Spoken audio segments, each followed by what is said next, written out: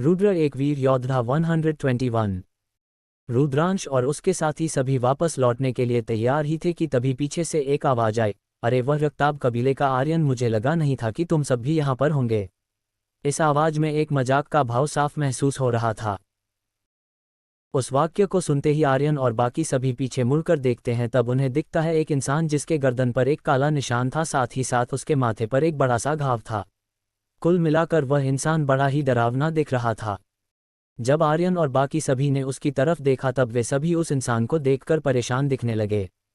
फिर श्रेया ने घबराते हुए बोली, रावत कबीले का विकर, आखिर यह यहाँ क्या कर रहा है? दरअसल यह इंसान रावत कबीले का एक बहुत ही ताकतवर योद्धा था। उसके पीछे और 10 योद्धा अपने घोड़े पर बैठे हुए थे, वे सब भी रावत कबीले से ही संबंधित थे। जब रुद्र ने उन सभी के चेहरे को देखा तब उसे यह समझने में देर नहीं लगी कि यह सब यहाँ पर लड़ने आए हैं। ये समझ में आते ही रुद्र उनकी तरफ अपनी टेढ़ी नज़रों से देखने लगा। इधर वह इंसान जिसका नाम विकर था, उसने श्रेया की बात सुनी और उसकी तरफ देखा, और जैसे ही उसने श्रेया की तरफ देखा उसके चेहरे पर एक बुरी मुस्कान फैल गई, साथ ही साथ उसके चेहरे पर हवस दिखने लगी। जब से रावत कबीले ने रक्ताब कबीले को हराया था तब से यह विकर जैसे सभी योद्धा जो रक्ताब कबीले से संबंधित थे, वे सब रक्ताब कबीले के लोगों को बिल्कुल किसी चींटियों की तरह मानते थे। कभी कभी तो ऐसा भी हुआ जब कबीले की लड़कियों को भी यह सब उठा ले जाते। और जब रक्ताब कबीले के लोग इस पर रावत कबीले से उत्तर मांगते तब भी इसका कोई फायदा नहीं होता, क्योंकि रावत कबीला तो चाहता ही ये था कि रक्ताब कबीला कभी अपने पैरों पर खड़ा ना हो पाए। इधर विकर ने जब देखा कि उसके सामने एक सुंदर सी लड़की खड़ी है तो उसका चेहरा दुष्ट हो गया, और फिर उसने एक गंदी मुस्कान के साथ श्रेया की तरफ देखते हुए बोला, वाह, ये तो रावत कबीले की श्रेया है। मेरी बड़ी खुशकिस्मती कि मैं आज रक्ताब कबीले के 5 सबसे ताकतवर योद्धाओं में से एक श्रेया को देख रहा हूँ। मुस्कुराते हुए उसने आगे कहा, श्रेया, तुमने मेरे प्रस्ताव का जवाब आज तक नहीं दिया। ये सुनकर श्रेया गुस्से से लाल हो गई। दरअसल विकर ने पहले भी श्रेया को देख रखा था और वह उससे शादी करना चाहता था, लेकिन श्रेया जानती थी कि विकर एक बहुत ही बिगड़ैल और लड़कीबाज किस्म का इंसान है। इसने अब तक लगभग 20 शादियां कर चुका था और कितने ही लड़कियों की इज्जत के साथ खेल चुका था। अब उसकी नज़र श्रेया पर थी। विकर की बात सुनकर आर्यन ने बीच बचाव करते हुए बोला, देखो विकर, हमें परेशान मत करो, हम यहाँ कुछ काम से आए हैं और हम यहाँ से जा ही रहे हैं। ये सुनकर विकर ने गुस्से के साथ कहा, क्या मैंने तुमसे बात की है? ये सुनते ही उसके पीछे खड़ी बाकी सभी योद्धा हंसने लगे। मेरी दूसरी तरफ आर्यन के पीछे खड़े योद्धा गुस्से के साथ आगे बढ़ने के लिए तैयार थे। गुस्सा तो आर्यन को भी आ रहा था, लेकिन उसने अपने गुस्से को काबू में रखा और सभी को शांत रहने का इशारा किया। इधर आर्यन का मजाक उड़ाने के बाद विकर श्रेया की तरफ देखकर एक हवास से भरी मुस्कान के साथ बोला, तो रानी, क्या कहते हो, चलोगी मेरे साथ?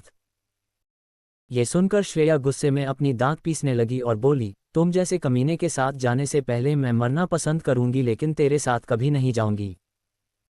ये सुनकर विकर के चेहरे पर एक मुस्कान आ गई, लेकिन कुछ देर बाद तुरंत ही उसका चेहरा बदल गया और उसमें एक दरिंदगी नजर आने लगी। इसी के साथ ही उसने श्रेया की तरफ देखकर बोला, क्या कहा तुमने, मेरे साथ नहीं जाएगी? आज मैं दिखता हूं कि तू कैसे मेरे साथ नहीं जाएगी। इतना कहने के बाद वह अपने साथियों की तरफ इशारा करते हुए बोला, जाओ उस लड़की को पकड़ लो। ये सुनकर उसके पीछे खड़े 2 योद्धाओं ने अपना सर हाँ में हिलाया और श्रेया को पकड़ने के लिए चले गए। जब श्रेया ने देखा कि दोनों उसकी तरफ आ रहे हैं तो वह बहुत डर गई। दोनों को श्रेया जाता हुआ देखकर आर्यन के चेहरे पर गुस्सा नजर आने लगा और फिर वह और बाकी 3 उन दोनों को रोकने के लिए आगे बढ़े। आर्यन को बढ़ता हुआ देखकर विकर के चेहरे पर एक शैतानी मुस्कुराहट हो गई और फिर उसने भी आगे बढ़ना शुरू कर दिया। अब दोनों दल आमने सामने खड़े थे। फिर आर्यन ने विकर की तरफ देखकर गुस्से के साथ बोला, देखो विकर, यह रावत कबीला नहीं है जहां तुम कुछ भी अपने मनमर्जी कर सकते हो। आर्यन की बात सुनकर विकर जोर जोर से हंसने लगा और फिर खौफनाक इरादे के साथ आर्यन की तरफ देखने लगा। इसके बाद उसने जैसे ही इशारा किया, श्रेया और रुद्र को छोड़कर बाकी सब जो श्रेया को बचाने के लिए आगे आए थे उनको चारों तरफ से घेर लिया। इसके बाद विकर ने श्रेया की तरफ देखकर बोला, अगर मैं अपने मनमर्जी करना चाहूं तो क्या तुम रुकोगे मुझे? ये कहकर वह जोर जोर से हंसने लगा। इसी खौफनाक हंसी के साथ वह योद्धाओं को श्रेया को पकड़ने के लिए भेज दिया। इधर जैसे ही यह हुआ, आर्यन और बाकी चारों विकर के भेजे हुए योद्धाओं के साथ लड़ने की कोशिश करने लगे, लेकिन उनमें से आर्यन के साथ उसको मिलाकर जा रही होते थे, जबकि उनका घर कर रखने वाले 8 योद्धा थे और सभी पृथ्वी स्तर के योद्धा थे। अब श्रेया की आंखें डर से बंद हो गई थीं। अब उसने अपने आप को समझ लिया था कि उसे अब और कोई भी नहीं बचा सकता। वही रुद्र जो कि पीछे अपने घोड़े पर बैठे अब तक शांत बैठा उन सभी को देख रहा था, अचानक से उसकी आंखों में लाल रंग चमकने लगा, साथ ही साथ उसके चेहरे पर एक क्रूर मुस्कान दिखाई देने लगी।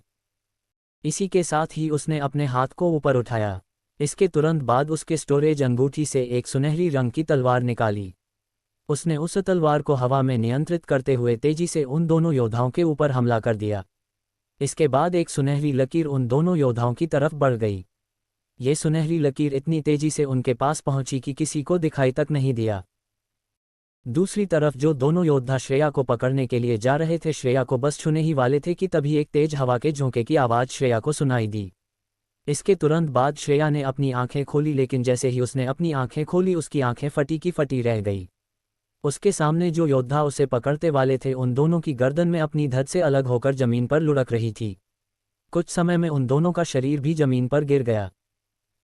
इधर दूसरी तरफ उन दोनों योद्धाओं के साथ यह सब इतनी जल्दी हुआ, इतनी तेजी से हुआ कि किसी को कुछ दिखाई नहीं। बस उन्होंने देखा कि उन दोनों योद्धाओं के शरीर से उनका गर्दन अपने आप ही जमीन पर गिर गए। जैसे ही विकर ने अपने दोनों आदमियों को मरते हुए देखा तो वह भी एक पल के लिए हैरान रह गया। पहले तो उसने उन दोनों के मृत शरीर को देखा और फिर एक बार श्रेया की तरफ देखा। उसे ऐसा लग रहा था कि श्रेया ने ये काम किया है। दरअसल उसने भी ये देख नहीं पाया कि आखिर हुआ क्या था। इसमें उसके भी कोई गलती नहीं थी, क्योंकि रुद्र का हमला था ही इतना ज़्यादा तेज। इधर आर्यन ने जब उन दोनों योद्धाओं के शरीर को देखा तो वह भी कुछ समझ नहीं पाया और श्रेया की तरफ देखने लगा, लेकिन जैसे ही उसने श्रेया के चेहरे के भाव देखे वह समझ गया कि यह सब श्रेया ने नहीं किया है। इसके बाद उसने हैरानी के साथ रुद्र की तरफ देखा, जिसके चेहरे पर कोई भी भाव नहीं था। इससे वह समझ गया कि यह सब रुद्र ने किया है, जिससे वह और भी ज़्यादा हैरान रह गया। इधर विकर को भी यह समझ आ गया था कि यह सब श्रेया ने नहीं किया है। तब उसकी नज़र रुद्र की तरफ हो गई, जिसे देखकर वह भ्रमित हो गया, क्योंकि रुद्र की उम्र बहुत कम थी और उस वजह से उसे यकीन नहीं था कि रुद्र ये कर सकता है। इसलिए उसने चिल्लाते हुए कहा, किसने किसने मारा? मेरे आदमियों को दम है तो सामने आओ। ये सुनकर रुद्र ने अपनी आंखें विकर की तरफ करते हुए बड़े ही शांत स्वर में बोला, मैंने। इस आवाज़ को सुनकर सभी रुद्र की तरफ हैरानी के साथ देखने लगे। खुद आर्यन भी रुद्र की तरफ देखने लगा। रुद्र घोड़े के ऊपर बैठकर मजे से एक फल खा रहा था। उसके चेहरे पर तनिक सी भी चिंता नजर नहीं आ रही थी। वह तो ऐसे खा रहा था मानो अपने घर में बैठकर आराम कर रहा हो। जब विकर ने रुद्र की बात सुनी तो वह भी एक पल के लिए हैरान रह गया। उसने कभी भी यह नहीं सोचा था कि रुद्र ही वही इंसान होगा जिसने उन दोनों योद्धाओं को मार डाला। फिर वह रुद्र की बात सुनकर खिलखिलाकर हंस पड़ा और बोला, तू पिद्दी सा छोटा बच्चा, तूने उन दोनों को मारा? ये सुनकर रुद्र ने घोड़े से नीचे उतरते हुए गंभीर स्वर में बोला, हाँ मैंने मारा है उन दोनों को। रुद्र की बात सुनकर विकर का गुस्सा सातवें आसमान पर चढ़ गया और गुस्से से तिल मिलते हुए उसने रुद्र की तरफ देखते हुए बोला, लड़के कौन है तू? खैर तू जो कोई भी हो, अगर तुमने सच में मेरे आदमी को मारा है तब तुझे कोई भी नहीं बचा सकता। ये सुनकर रुद्र ने भी अपने हाथ को आगे किया और 2 उंगली से उसको उकसाते हुए आने का इशारा किया। एक छोटे बच्चों को खुद को चुनौती देता हुआ देखकर विकर का गुस्सा और बढ़ गया और फिर उसने अपने आदमी को आदेश दिया, जाओ सबसे पहले उस लड़के को मारो। उसके इतना कहते ही चारों योद्धा फिर से रुद्र की तरफ चिल्लाते हुए बढ़ गए। उन योद्धाओं को आगे बढ़ता हुआ देखकर आर्यन चिंतित देखने लगा। वह ये जानता था कि रुद्र उसके कबीले के लिए कितना महत्वपूर्ण है। अगर वह मर जाता है तो इससे रक्ताब कबीले को कितना बड़ा नुकसान हो सकता है। इसलिए वह उन योद्धाओं को रोकना चाहता था और फिर उसने उन सब को रोकने के लिए कुछ बोलने है बाला था कि तब तक वे सभी योद्धा रुद्र के पास पहुंच चुके थे। लेकिन रुद्र ने एक नज़र उनकी तरफ देखा भी नहीं, बल्कि उसने अपने दोनों उंगलियों को एक निश्चित दिशा में घुमाया। इसके तुरंत बाद एक सुनहरी रोशनी चमकी और इसी के साथ ही 4 योद्धाओं का सर उनके धड़ से अलग हो गया। ये होते ही जैसे चारों तरफ सन्नाटा छा गया हो, खुद विकर के चेहरे पर सदमा नजर आने लगा। इधर आर्यन और उसके साथ ही तो अपना मुंह खोले बस रुद्र को देख रहे थे। वह 4 योद्धा जो रुद्र के ऊपर हमला कर रहे थे, उनका सर इतनी जल्दी उनके धड़ से अलग हुआ कि उन सभी का शरीर उसी दौड़ते हुए मुद्रा में कुछ कदम आगे बढ़े और फिर जमीन पर गिर गए। उन सभी को प्रतिक्रिया देने तक का मौका नहीं मिला। अब विकर के चेहरे पर भी घबराहट दिखने लगी थी। वह ये कल्पना भी नहीं कर पा रहा था कि रुद्र की शक्ति कितनी होगी। जिस योद्धा ने पलक झपकते ही पृथ्वी स्तर के प्रथम चरण के योद्धाओं को मार गिराया हो, उस योद्धा की शक्ति कितनी होगी विकर उसका अनुमान भी नहीं लग पा रहा था। विक्रा को अब ये समझ में आ गया था कि आज उसकी किस्मत खराब है। उसने एक ऐसे इंसान को नाराज कर दिया है जिसको वह कभी भी नाराज नहीं कर सकता था। उसको अब ठंडे पसीने आने शुरू हो गए और उसी के साथ ही उसने एक कड़वाहट भरी झूठी मुस्कान के साथ रुद्र की तरफ देखते हुए बोला, अरे भाई तुम इतना गुस्सा क्यों करते हो? अगर मैंने कुछ गलत कर दिया हो तो मुझे माफ़ कर दो। माफ़ कर दो मुझे और मुझे जाने दो। ठीक है। इसके बाद उसने खुद ही कहा, अरे चलो रे, छोटे भाई ने हमें माफ़ कर दिया है। चलो जल्दी से चलते हैं यहाँ से। ये कहकर वह पीछे मुड़कर तेजी से वहां से जाने की तैयारी करने लगा, लेकिन तभी पीछे से एक आवाज़ सुनाई दी, क्या मैं तुम्हें जाने को कहा? ये सुनते ही विकर के कदम वहीं पर थम गए। साथ ही साथ उसने अपने दांत पीस लिए और फिर अपने बाकी बचे साथियों की तरफ देखते हुए चिल्लाकर बोला, हमला करो उस पर। उसके इतना कहते ही उसके साथ जितने भी योद्धा थे उन सभी ने एक साथ रुद्र के ऊपर हमला कर दिया। साथ ही साथ विकर ने भी अपने स्टोरेज अंगूठी से एक दरांती निकाला और हमला करने लगा।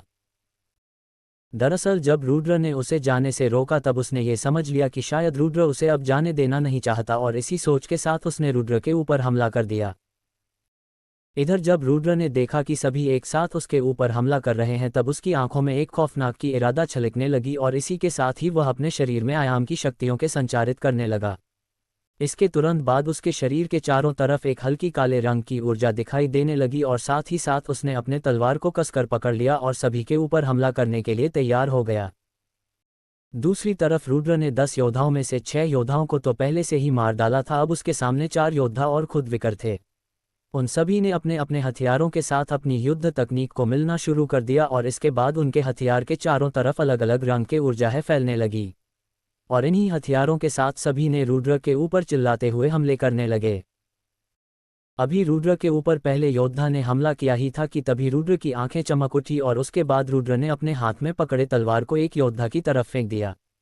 उसकी तलवार इतनी तेज गति से हवा में उड़ गया कि किसी को भी दिखाई नहीं दिया, उन 5 योद्धाओं को भी नहीं। लेकिन तभी विकर ने देखा कि ठीक उसके सामने रुद्र प्रकट हुआ और साथ ही साथ वह विकर की तरफ मुस्कुराते हुए देख रहा था। तो क्या करेगा रुद्र विकर के साथ आगे?